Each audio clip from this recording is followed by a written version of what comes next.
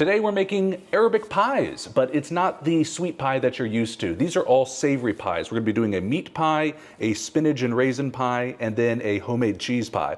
And if you stick around, I might throw in a bonus one. Let's get cooking.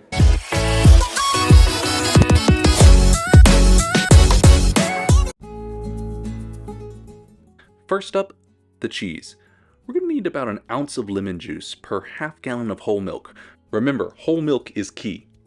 Heat it slowly to about 200 degrees, watching carefully to avoid boiling. Once there, stir in the lemon juice and watch the magic happen. Curdling. Once it's cooled, strain the cheese through a strainer.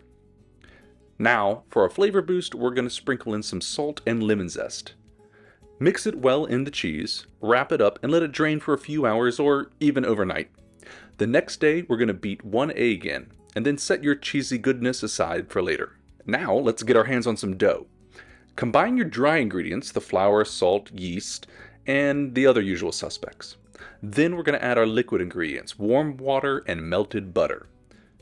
The warmth is going to help the yeast do its thing without killing it, so make sure it's not too hot. Mix the dough into a shaggy ball, cover, and let it rise for 2 to 3 hours. Once it's doubled, flour your work surface and divide the dough into about 16 equal balls. Shape them nice and smooth, kind of like you're making a mozzarella ball with a little dimple on the bottom. Cover loosely and let them rise again for another 30 to 45 minutes. So now for the spinach pies, we're going to start with some frozen chopped spinach. You might as well do that. It's going to get sauteed and cooked with everything else, so the fresh stuff would be lost. Heat some olive oil in a pan over medium heat. Add the chopped onion and saute until softened, stirring frequently to prevent burning. Here is the frozen chopped spinach. It just comes in this box this way. Since it's chopped, I really don't have to worry about it. You can also find the whole wheat, and that's perfectly fine. You'll just have to cut it a little bit later. So make sure it's thawed. And if there's a lot of liquid in your box, you're going to want to kind of strain it some. Once the onion's softened, go ahead and add the spinach to the pan. Stir to combine and warm through. But since this spinach is already cooked, this step should go by pretty quickly.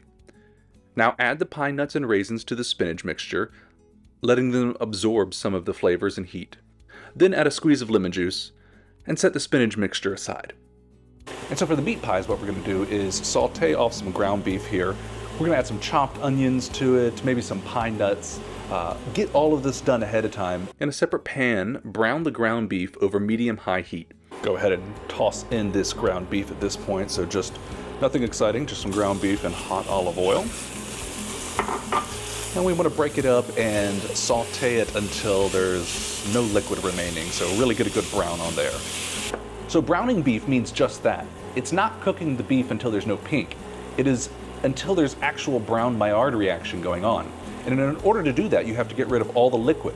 So you'll either have to cook it until the liquid has been removed, or you just drain the liquid off. So I drained off that liquid, and you can tell by the sound that there's now Maillard reaction happening, and that's what we're looking for.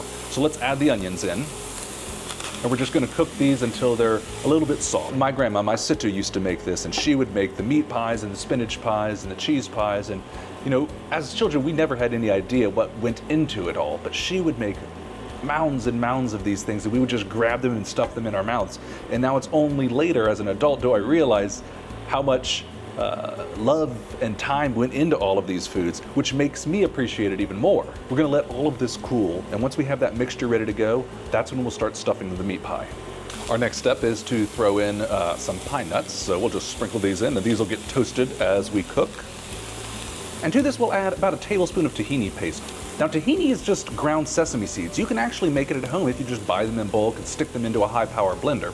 But this is store-bought and it's gonna be fine. It's gonna add a nice creaminess to the dish. For an extra layer of flavor, I like to add a pinch of cinnamon to the meat filling.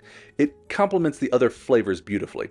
This is optional, so if you don't care for it, you can skip it. Now it's time to assemble all the pies. Roll out your dough into individual circles. Place about 2 tablespoons of your chosen filling, cheese, spinach, or meat, in the center of each circle. Then use a little bit of water on the edge to seal the pies. Pinch them together to create a tight seal. Like I said at the beginning, here's a bonus pie, a za'atar flatbread. Roll out one of the circles of dough and sprinkle it generously with za'atar. This will bake along with the other pies and create a delicious aromatic flatbread perfect for some hummus or some baba ganoush. I'll link those videos below. Some of these definitely look better than others, but they'll all be tasty. Bake all the pies in a preheated oven at 400 degrees Fahrenheit for 10 to 12 minutes or until they're golden brown and delicious.